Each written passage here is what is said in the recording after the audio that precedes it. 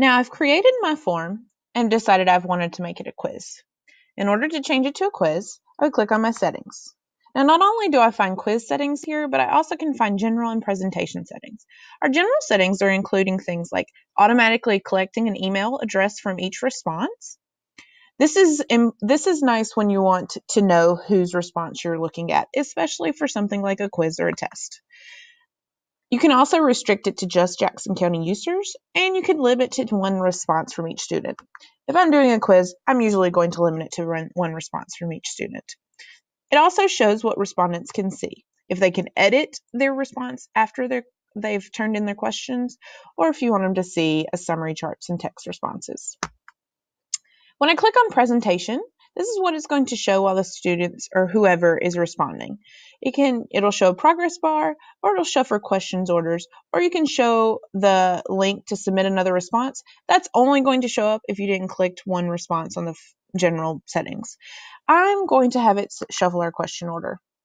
And then when I want to make it a quiz, I simply click on quizzes at the top. Let it be noted that you can set it as a quiz while you're making questions, or before you even start making questions, or after you finish typing in all your questions. At any point, you can make your form a quiz. So you'd click toggle the make a quiz. Then you have some choices from there. You can release the grade immediately after each submission. So that would automatically release what their grade was after they have turned in their form, or you can do later after manual review. This is something you might want to do if you want to look over their responses before you submit a grade. You can also toggle here where it says respondents can see missed questions, correct answers, and point values. I don't mind them seeing point values. I would suggest that you uncheck correct answers, because if you're not having all your students complete the quiz at the same time, you don't want those answers to be available. But you could have them see which questions they missed or not. Then you would click Save to save your settings on this quiz. Now, I already have my questions typed in, so I want to go in and add an answer for those questions. So anytime you want to edit a question, you simply click in that little 3-star box right there, and it's going to pull up your question. If you scroll to the bottom of your question, you're going to see where it says Answer Key.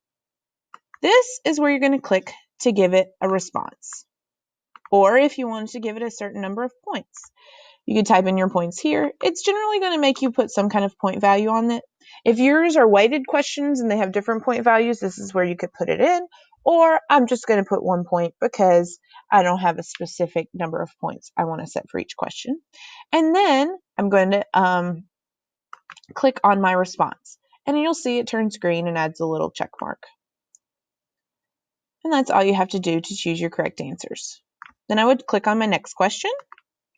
And again, I'm going to click my answer key, and I'm going to say, what other words have the same ending sound as box? It's fox. Again, when I click it, it's going to give it that green check mark.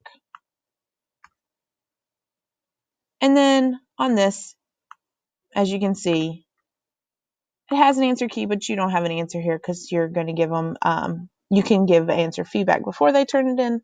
You can give it weighted number of points. But like I said, it's not going to grade that for you. It might grade it if they've just turned in something. And then again, at any point, I can click up here on our preview, and it's going to show you what our quiz is going to look like. As you can see, it's added a few things because I've changed those. It's going to add the point values. It's going to change their order, and then it's going to give it to where you can submit. Now, notice up here at the top, because I required it to have an email to turn in the form, it already added my email. They can switch account here if they need to. And that's how you make your form a quiz.